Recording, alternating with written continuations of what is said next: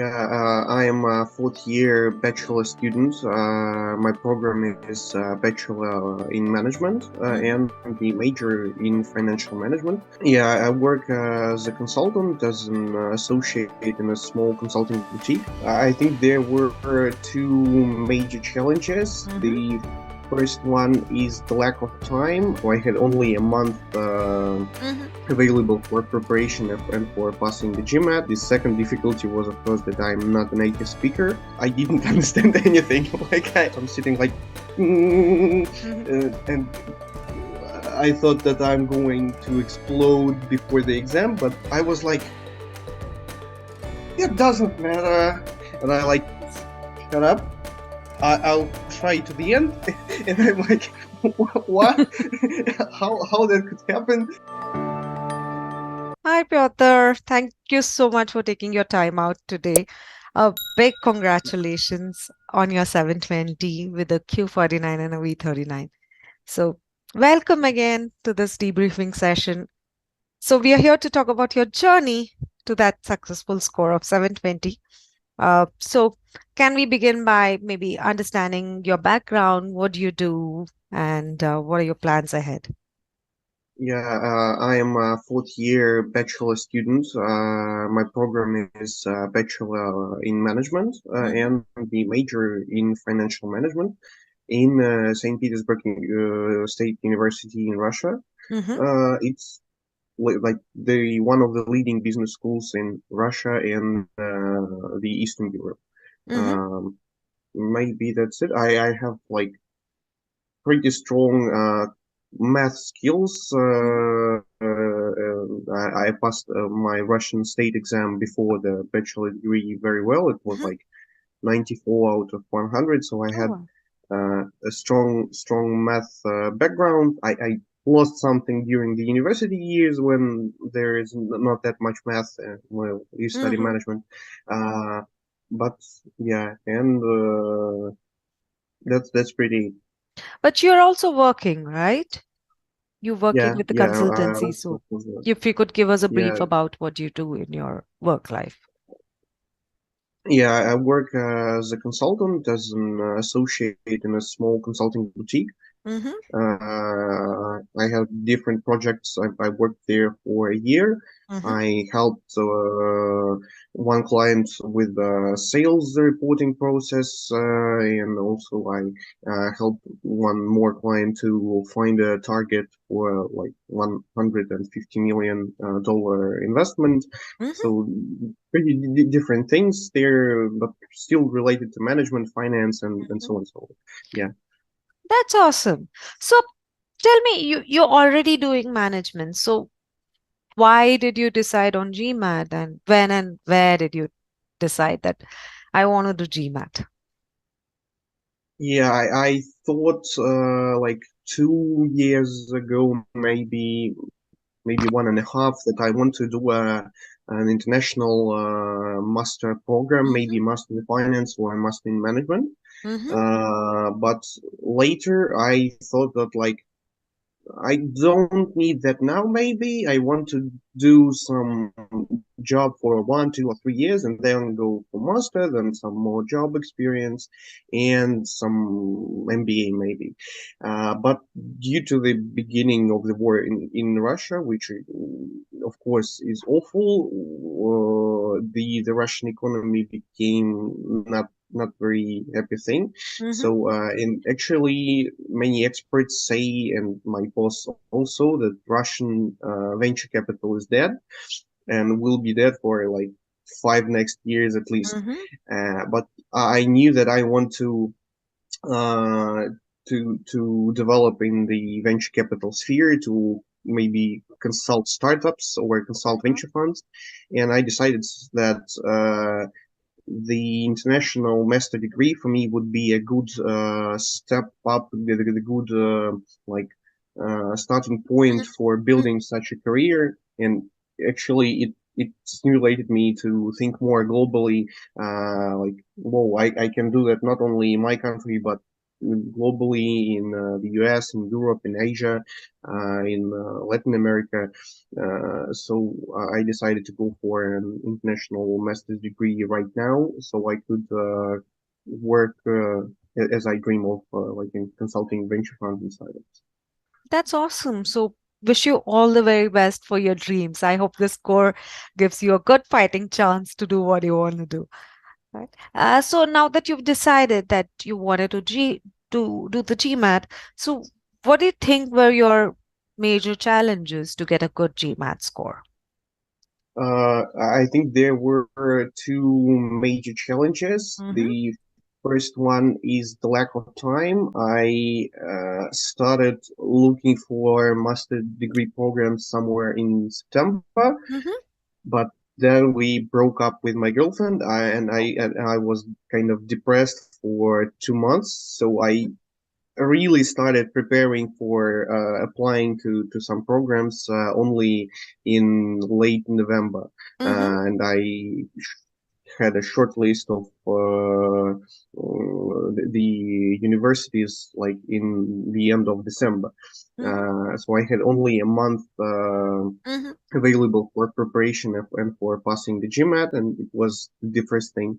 And the second difficulty was, of course, that I'm not a native speaker, Mm-hmm. which influenced my verbal abilities. And like I do not have much practice right now.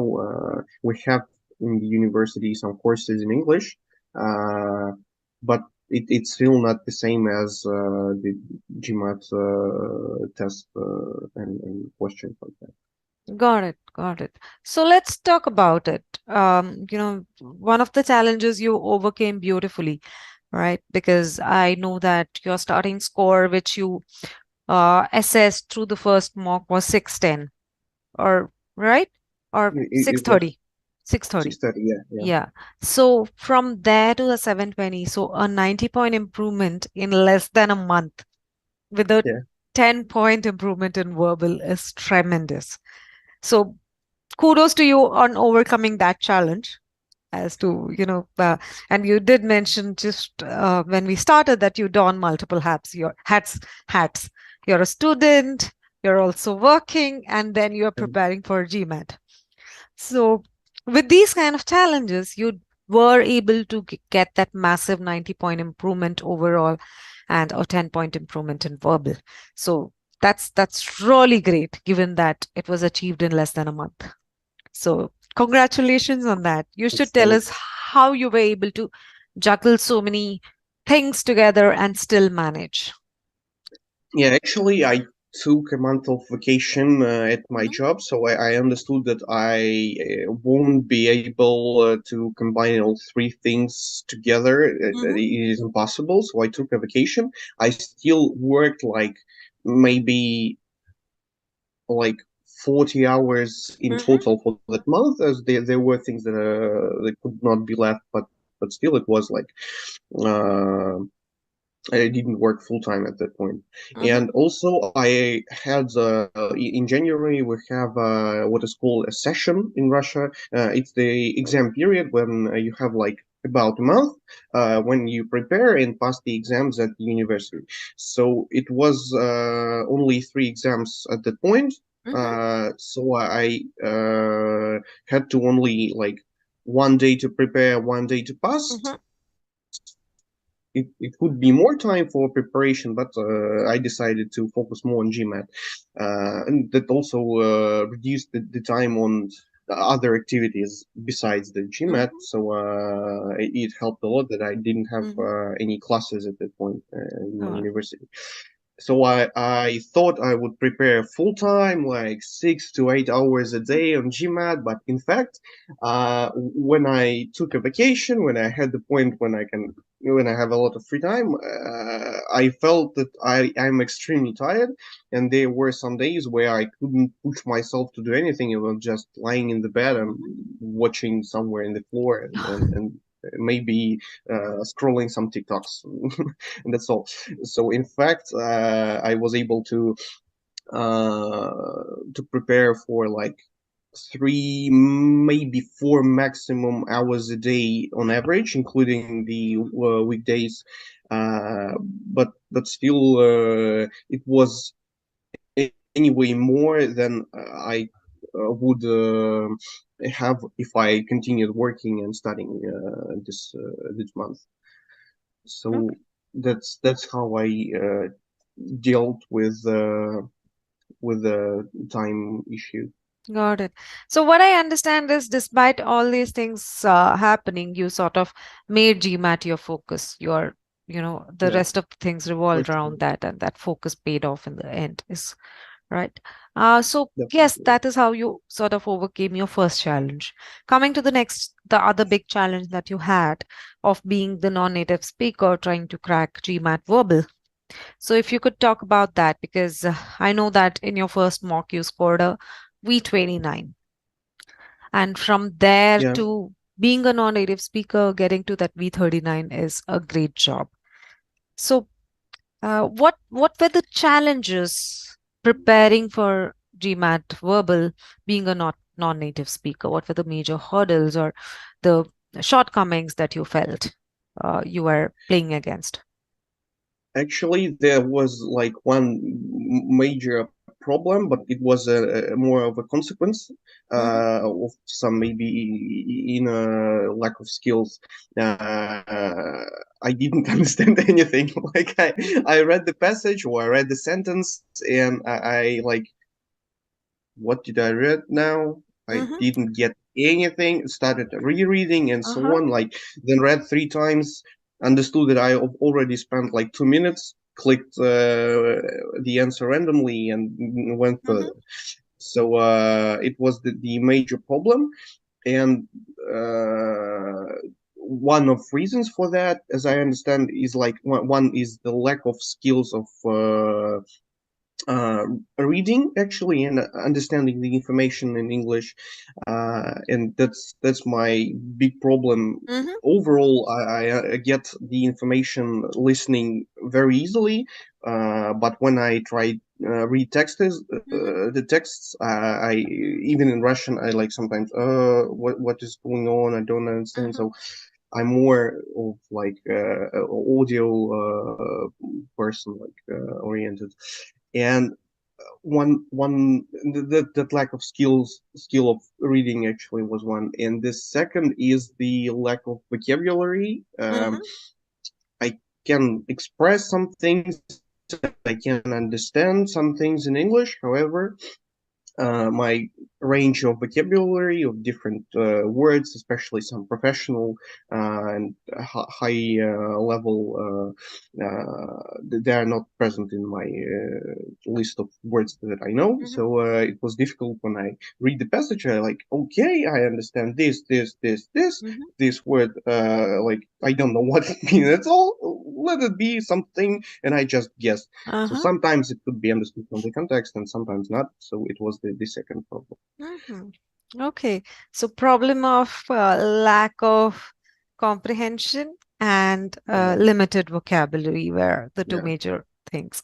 Okay, so let us talk about how you overcame that. But before that, I would like to understand, okay, you decided that you have to do GMAT. So how did you go about planning the preparation? As in, I know that you did not self-study, but did you even try self-studying? And when did you realize that, okay, self-study is something that isn't working?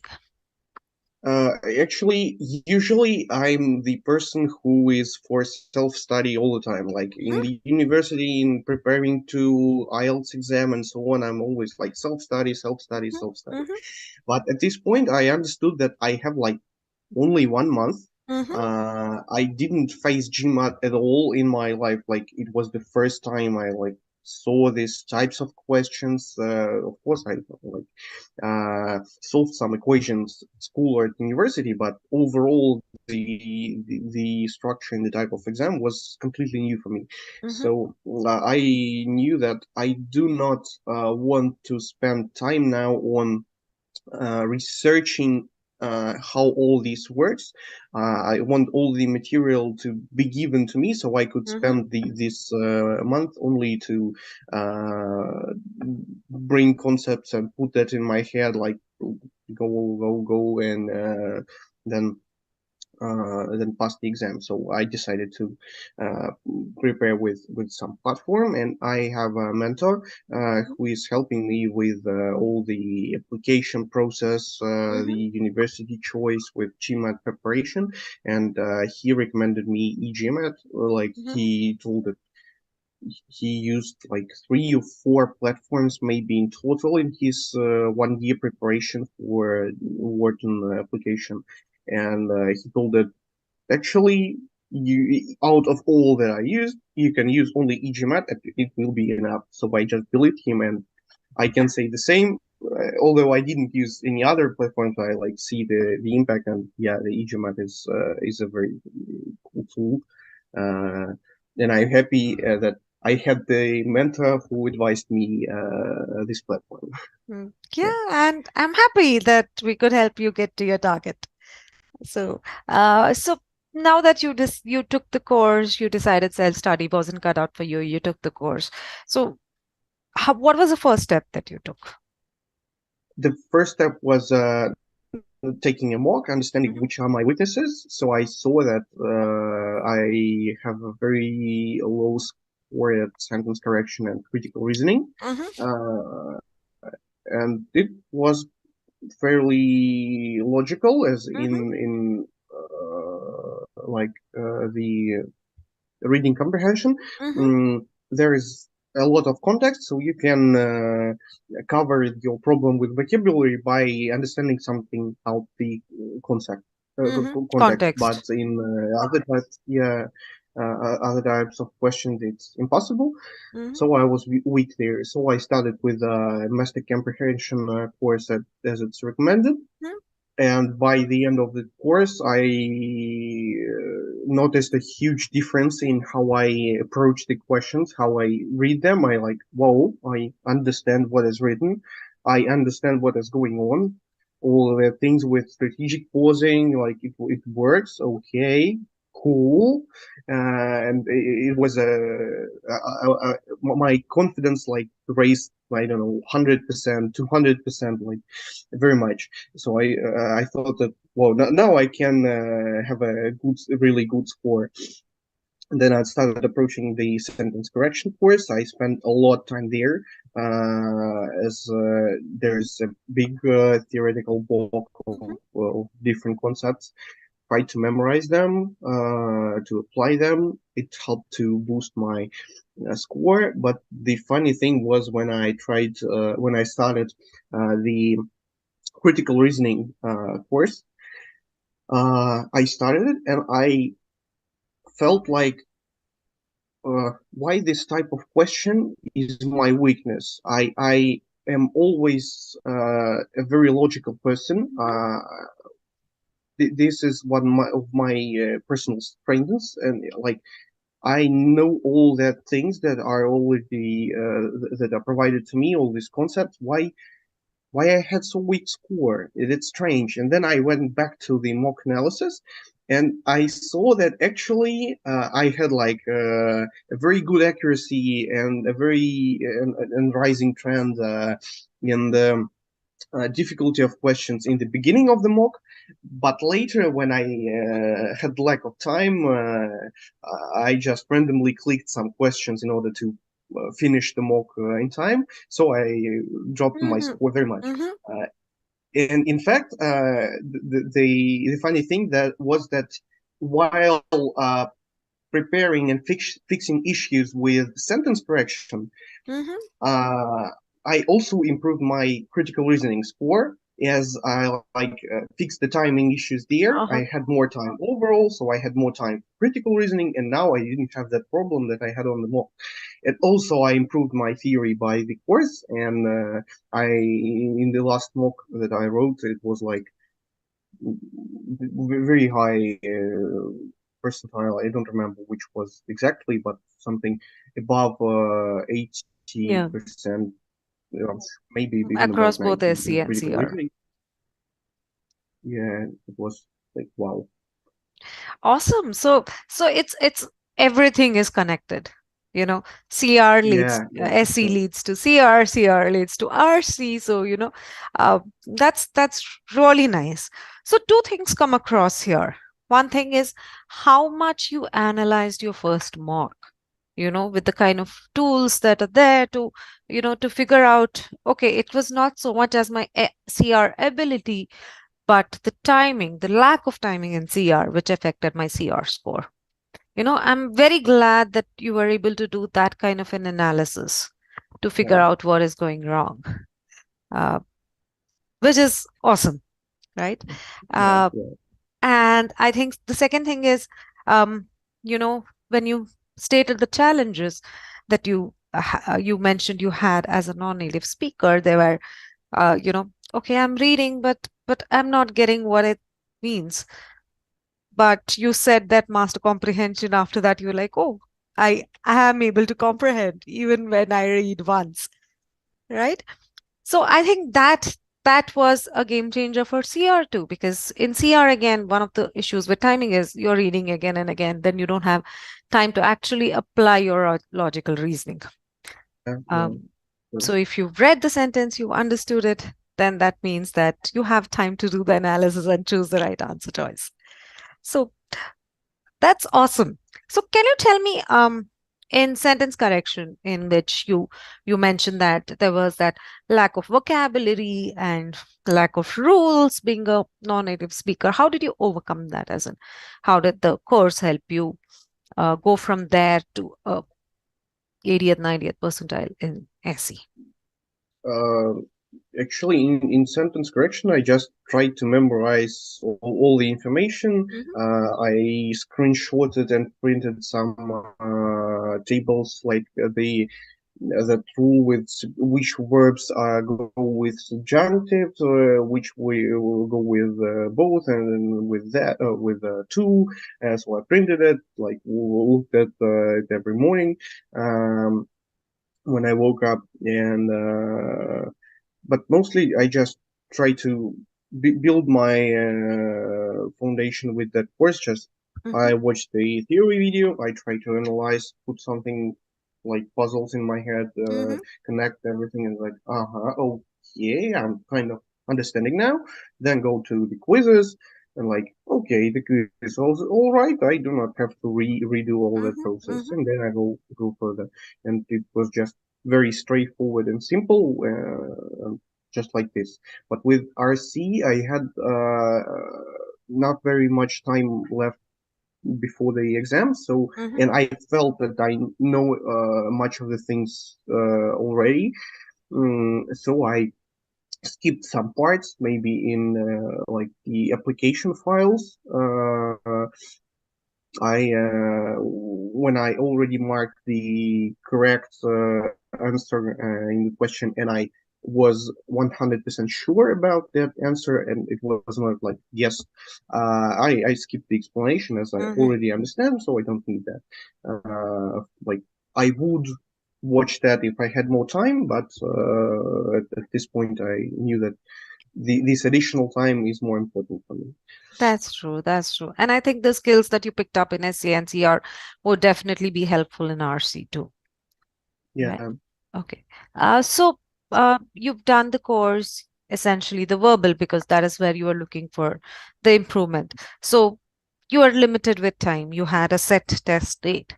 So how did you prepare in the last few days in the run up to the test? In the last few days, I focused on quant. I wrote my last mock. I saw the decrease in quant score. Mm-hmm. Felt very bad about that. I thought like, oh, maybe it was just some luck. I got the topics that I know, but now I got the topics that I do not know. And also, I reviewed, of course, the whole mock, all the questions, and understood that. Um, I was actually very lucky in the smoke, as out of like 7 questions that I marked by guessing, I got like 3 correct, Mm-hmm. which does not correspond to the 0.2 probability. Mm-hmm. uh, And I like, okay, even this score is kind of too high. I Uh-huh. should have get a lower one. So I felt very bad, and I spent all 2 days on preparing to quant. Mm-hmm. I knew that I have the type of thinking and the I don't know, the way to apply Mm-hmm. different concepts in my head already, but I just need to refresh these concepts and maybe Mm-hmm. some learn some new other. As in Russian educational system, you focus more on algebra and geometry, Mm-hmm. and arithmetics are not so strong. So I had a weak area there, Mm-hmm. and I spent like the first day on reviewing uh, just some concept videos on arithmetics and the advanced topics like probability theory and statistics. Mm-hmm. Uh, then I try to watch some more videos on other topics in case I forgot something, or like I don't know, try to memorize some most important formulas like the arithmetic and geometric sequences and the sum of the sequences. And in the last day before the exam, I did like also the a lot of theory and Mm-hmm. some like 2 or 3 quizzes, which were uh, half hard, half Medium. medium, yeah, and half uh, number properties problems and half the advanced Word topic pro. problems. Yeah, So you took some mixed quizzes to give you an idea of, you know, yeah, how do you work with questions from all the subtopics put together. yeah, yeah. Awesome. So, um, as in, you did not take a ton of mocks though. That was the only Yeah, mock you yeah, took. only two. Yeah, I even didn't use the official mocks, and I Mm-hmm. understood that only after the exam. And like, wow, everyone is so like, oh, original mocks from MBA.com, and I like, oh, I had them. Okay. So you did Uh, not find that maybe there was some shortcoming in your prep because you didn't take a lot of mocks? Uh, uh, I think that that was totally okay. Like I took the first one, I understood which were my weaknesses. I took the second one. In the end, I understood which small improvements I can give to myself to mhm, that like the Pareto principle, like 20% of the mhm. intention and the 80% of result. What I can do with that approach, which it was of course the quant that I did not prepare at all before, and like that that was okay. So maybe I would take more mocks if I had like 2 months of preparation. Of course, I would have some mock somewhere in the middle when I finished the verbal part, and then I would take like 2 or 3 mocks in the end. But still, at this point, I thought that I need to focus more on building Uh, my ability on learning and applying these concepts. And quizzes are enough for that. yeah. And I need to just double check with the last mock because it was okay. Awesome. You know, what I really like is, you know, you that analytical bent of mind you have, with every question that you answered, with every mock you took, you went back, analyzed to understand where the shortcomings are and worked on it. I'm really glad, because there are those analytical tools on the platform. It's all out there to understand. Yeah, Okay, you got this question wrong. Why did you get this question wrong? What are the weak areas? How did you manage your time? But you made like complete use of it and help that strengthen your weak areas. So kudos to you on that. you know uh, thanks. so tell me, how was your mindset going to the test date? Were you confident? Did you know that, okay, I'm going to get the score? uh, what is the frame of mind? I was scared. I was totally Uh-huh. scared as like I did these 2 or 3 quizzes Mm-hmm. in algebra very late in the evening. Not very Mm-hmm. late for me. Like it was. I still had 8 hours of sleep. Of course, like you need to Mm-hmm. be fully fresh at the exam date, but still, it was the last thing that I did before taking shower and going to sleep.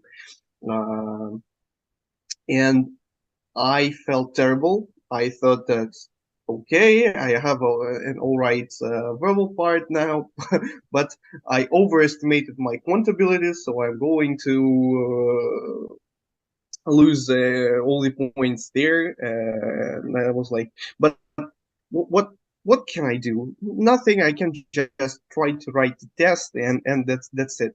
So I went to my friend's company's office where I wrote the test. It was GMAT Online, and there was a stable internet connection. So I took the one of the rooms, sat there with a computer, and then I understand that I have an exam not in 5 minutes but in 1 hour and 5 minutes due to the as I traveled to another country to pass the GMAT. I had this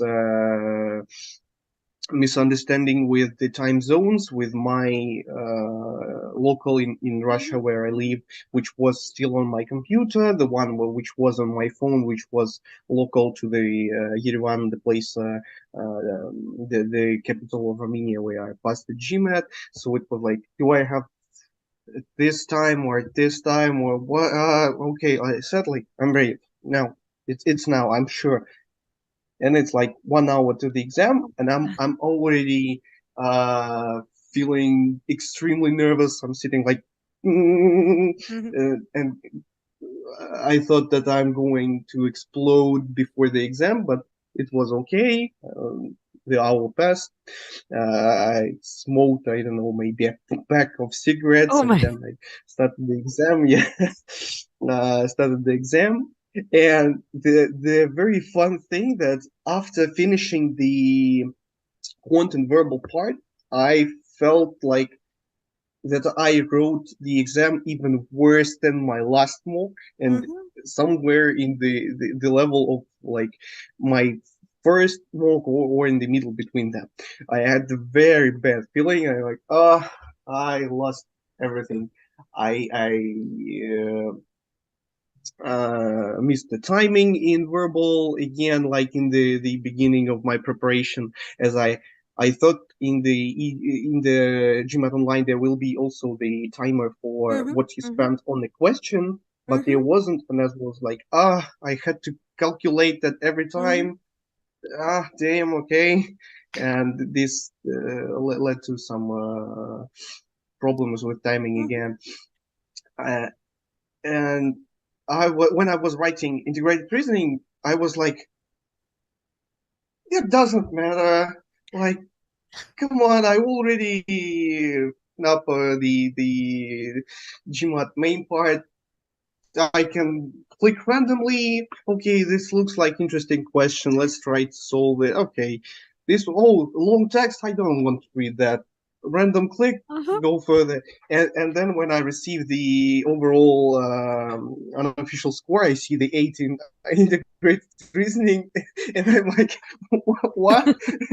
How that could happen? And I see the results in quantum verbal and overall, and I like seriously, I felt like I lost everything, lost like $275 for that exam. I have to repass that, and it was all right. And I was like, well, Yeah. maybe sometimes your feeling of if the question is really difficult or not difficult, I'm not that reliable as Yeah. like for me maybe some medium type questions in arithmetics were looked like hard, but some hard questions in algebra felt like easy, so it maybe led to some misrepresentation of Yes. the score in my head.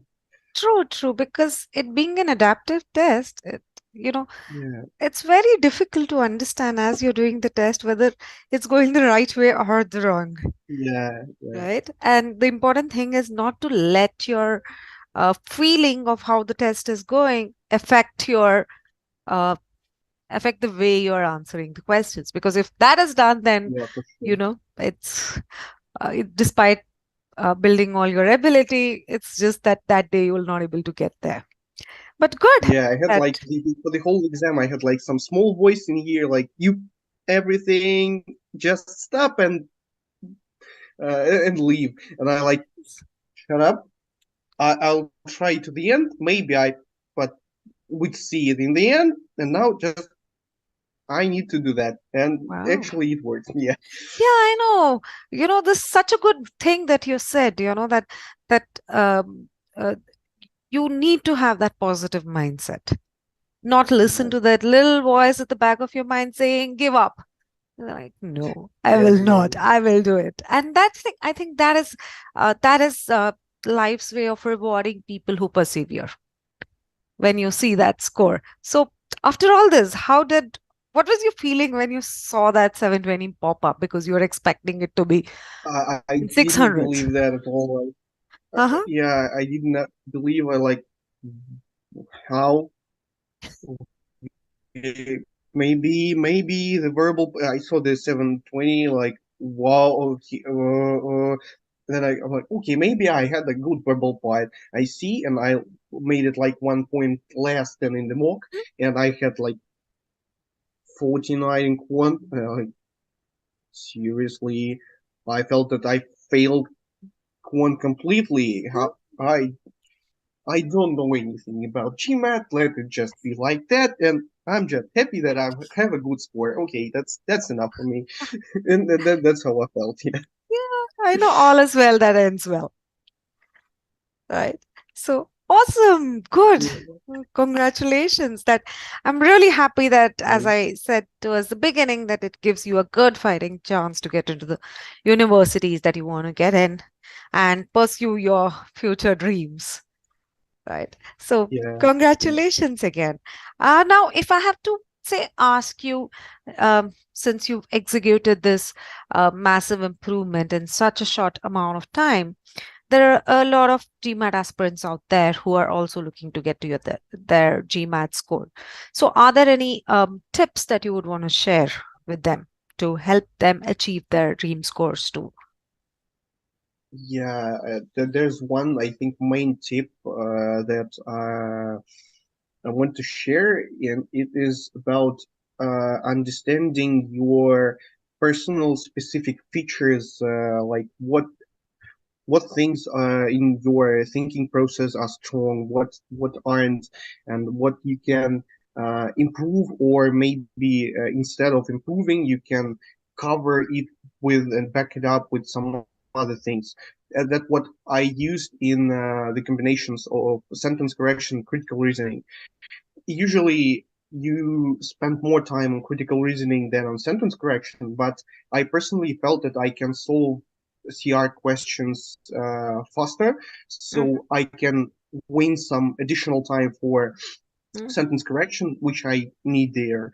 mm-hmm, And that was my personal, specific, only to me feature that I understood, I noticed that, and I used that. And maybe some other things, like I don't remember which were the other ones, but understanding these specific things about you helps mm-hmm, you in your exam overall strategy and preparation strategy. As for example, don't do that. Like here should be the disclaimer. Do not repeat. I did not have my error log at all. I tried to put everything just in my brain. I walked through every quiz, every mock that I passed, and rechecked all the answers, the correct ones, the incorrect ones, but I did not write them down in my Excel file or in paper. So be- I did that only because I knew that my brain works like that. When I think something through, that's already enough for me to memorize and make some decisions later. mm-hmm, Uh, mm-hmm. and by putting something into a sheet of paper or an Excel file, I just spend more time that I don't have. Mm-hmm. But again, it's only my specific feature, and it would be cool if you could know what there is Mm-hmm. cool and specific about how your brain works, and how you can use that to shortcut some things and help yourself in your preparation and Mm-hmm. passing the exam. Beautifully said. I think, analyze where your strengths lie, where your weaknesses are, play on your strengths and Yeah, fix your weaknesses, yeah, sure. right? That's wonderful. Thank you for such a wonderful tip and also for taking your time out today. I know you're busy with your applications, preparing for Yeah, your interviews. just a few hours before I submitted my application to one university. Yeah, Awesome. So thank you, despite being busy with all this, thank you for sharing your yeah. journey with I'm quite uh happy to share. Yeah, thanks for asking me. Yeah, yeah, sure. I think your story is an inspiration that needs to be shared because there are a lot of people who can, get inspired through this and get to their dream score too. yeah, Thank you yeah. again and wish you all the very best for your future. Thanks. Thank you. Thanks.